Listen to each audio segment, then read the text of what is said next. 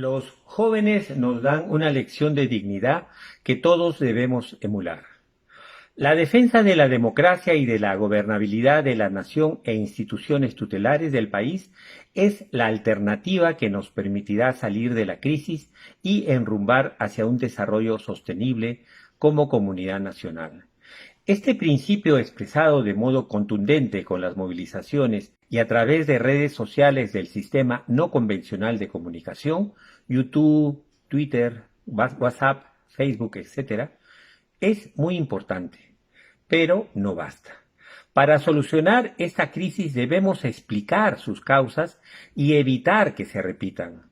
Se necesita reflexión, análisis y diagnóstico profundo y conjunto del mal que nos aqueja como comunidad imaginada. Solo así podremos iniciar un proceso de cambio que modifique nuestra convivencia social para constituirnos en una nacionalidad autónoma e integrada. Aprendamos de lo sucedido para convertir en fortaleza nuestra pluralidad y heterogeneidad. Solo así, desde una cultura del diálogo y la integración, nos encaminaremos hacia un mejor modo de vida con calidad que garantice salud y educación para todos, que respete y conserve nuestros recursos naturales. Desde su nacimiento como república, el Perú ha estado signado por la crisis y la inestabilidad. Han sido breves los periodos con cierta estabilidad.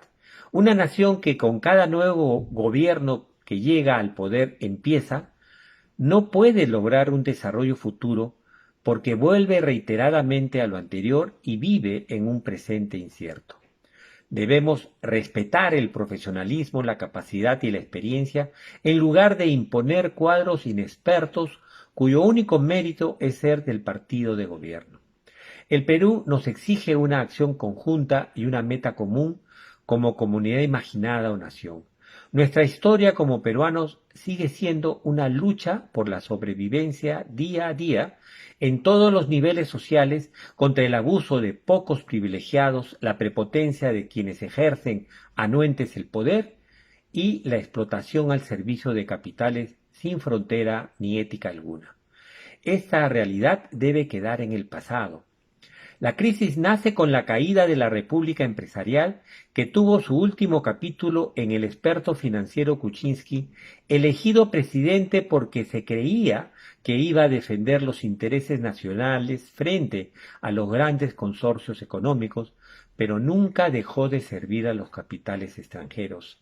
Esta etapa se inició en los 90 con el golpe de Fujimori que logró la presidencia al prometer no realizar el shock o programa económico del Fondo Monetario Internacional y que después de electo lo aplicó radicalmente. El caos actual surge de la renuncia de Kuczynski y confirma la endémica crisis e inestabilidad recurrente que forma parte de nuestra historia patria. La amnesia parece un rasgo que nos caracteriza como ciudadanos porque la ausencia de una dirigencia política honesta y un orden democrático basado en el respeto a las leyes e instituciones tutelares del país ha incubado y propiciado la constante aparición de oportunistas, populistas, arribistas y mediocres políticos, disputándose la oportunidad o concertando brevemente entre sí para saquear los recursos del Estado y la nación. Esta mafia ha logrado institucionalizar la corrupción y la delincuencia organizada como una cultura negativa paralela que propicia el olvido, instaura lo falso del pasado y tergiversa ocultando lo actuado de manera que se repita impunemente. Además de la sanción para los actuales corruptos, delincuentes y autoritarios, cuyo castigo la justicia y las fuerzas éticas de los jóvenes altruistas, profesionales honestos, trabajadores solidarios y dirigentes probos se encargarán de cumplir, debemos reflexionar sobre cómo evitar que esta enfermedad se reproduzca y mantenga como una lacra permanente. Este es el problema de inviabilidad del país al que debemos contribuir a solucionar y responder desde la actividad científica y académica. ¿Por qué no hemos podido construir en conjunto una nación donde integrados logremos convivir y articular nuestras diferencias, orientados hacia un futuro de prosperidad y bienestar? La primera conclusión de nuestra historia es que nadie, ningún caudillo, ni líder, ni grupo, ni mesías nos va a salvar o solucionar nuestro problema como nación. Consecuencia de largos siglos de dominación virreinal y colonial, nos hemos acostumbrado a confiar o endosar nuestro futuro al político de turno. Nuestro corto pasado de sufragio universal democrático se inició en 1985, año cuando se produce el primer cambio civil de presidentes, Belaúnde a García. Nuestro frágil régimen democrático tuvo 9 constituciones en el primer siglo de su existencia, producto de la imposición de caudillos libertadores, militares, castas ilustradas y dictadores. En el segundo centenario de la República, a punto de celebrarse el 2021, descontando la Constitución de 1930, que tuvo cortos intervalos de vigencia, han sido 2 las vigentes: la de 1979, la única consecuencia de una asamblea constituyente democráticamente elegida, y la de 1993, todavía vigente, surgida del Congreso elegido bajo la dictadura del Fujimorismo. Esta breve vida democrática responde al retroceso tardío del analfabetismo en el Perú y al reconocimiento, aún más tardío, del derecho al sufragio de mujeres y analfabetos. Como constatamos, somos un país adolescente en cuanto a su experiencia electoral y convivencia democrática. En las últimas 3 décadas, 1990-2020, junto a la crisis de la República Empresarial, hemos vivido el surgimiento simultáneo de una clase política, parlamentaria o congresal, que, como padres de la patria, en lugar de servir a la nación, se han servido de ésta para sus intereses individuales. Se supone que, a diferencia de la mayor parte de la vida republicana pasada, en lugar de criterios de sangre, apellido o casta, estos cuadros dirigentes salieron de la educación superior que garantizaba su competencia respectiva. Así, arquitectos, ingenieros, economistas y otros profesionales terminaron como presidentes del país, de organismos estatales y del aparato de gobierno, e incorporados como cuadros empresariales y técnicos a los grupos económicos nacionales y posteriormente internacionales. La reconstrucción de la crisis, producto del populismo alanista, involucró directamente a la última generación formada en el anterior sistema universitario.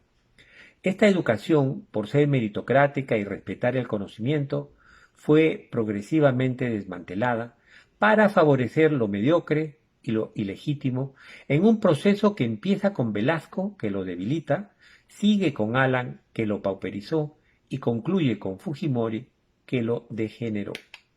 Con la reforma velasquista de 1972, desapareció el perfeccionamiento y lo meritocrático educativo al establecer un nivel homogéneo estándar y eliminar el posgrado y la investigación, con una ley emitida al final del gobierno alanista que facultaba a todas las universidades públicas sin distinción a establecer cursos de titulación para los egresados de escuelas normales e institutos pedagógicos.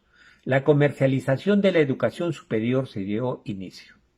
El proceso culmina con la ley de privatización educativa fujimorista, que convierte mayoritariamente la educación escolar y universitaria en un lucrativo negocio, justo cuando, por el crecimiento demográfico y la migración interna consecuencia del terrorismo, la población se duplicaba, pues de los 13 millones del 70 pasamos a los 26 millones del 2000.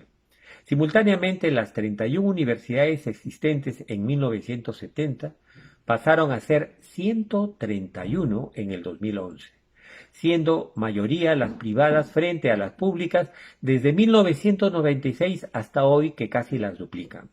Cuando era más necesario, el afán de lucro dominante desvirtuó todo el sistema educativo al convertir un medio de ascenso social basado en el conocimiento, el esfuerzo y el mérito en una modalidad sostenida en el dinero, la mediocridad y el contubernio corrupto. Ahora podemos precisar el origen del problema, puesto en evidencia con el golpe y vacancia presidencial perpetrados por una clase política enferma. Un presidente del Congreso golpista, sin estudios superiores, la gran mayoría de congresistas y cuadros de gobierno sin grados académicos universitarios o con los otorgados por universidades negocio no licenciadas, es decir, la ilegal vacancia desnuda cuadros políticos con nula capacidad y formación profesional.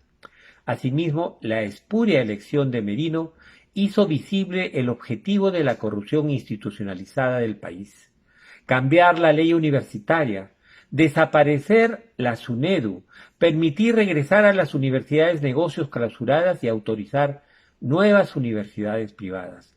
La razón es simple: esa es la fuente que ha permitido otorgar a la mediocridad, a la corrupción y al clientelaje coimero grados, títulos y experiencia de gestión. Esto ha logrado institucionalizar, paralela a la cultura del mérito, la competencia profesional y la responsabilidad ética, una cultura negativa antes señalada de padres de la patria que como sanguijuelas o vampiros viven y se reproducen sangrando a todos los peruanos. La institucionalidad de nuestros órganos de elección, gobierno, gestión y control se han contaminado con este virus ponzoñoso que a su lado el COVID-19 aparece como inofensivo porque tiene un ciclo natural de muerte y fin. Los cuellos blancos, refrendados con falsos grados y títulos, han infestado en 2 décadas de gobierno afrofujimorista incluso los otros órganos tutelares de la nación: Poder Judicial, Tribunal Constitucional, Poder Electoral, etc. Para volver a ordenar nuestra democracia parece inevitable orientarnos hacia una asamblea constituyente en el más corto plazo que reorganice toda la nación. Debemos trabajar para eso. Aunque hemos precisado la enfermedad que nos aqueja como nación, surgen nuevas preguntas. ¿Por qué la comunidad académica no defendió la calidad de la formación universitaria? ¿Cómo la mediocridad, la corrupción y el clientelaje pueden poner en riesgo la continuidad de una nación? ¿Cuáles factores contribuyeron al proceso de contaminación?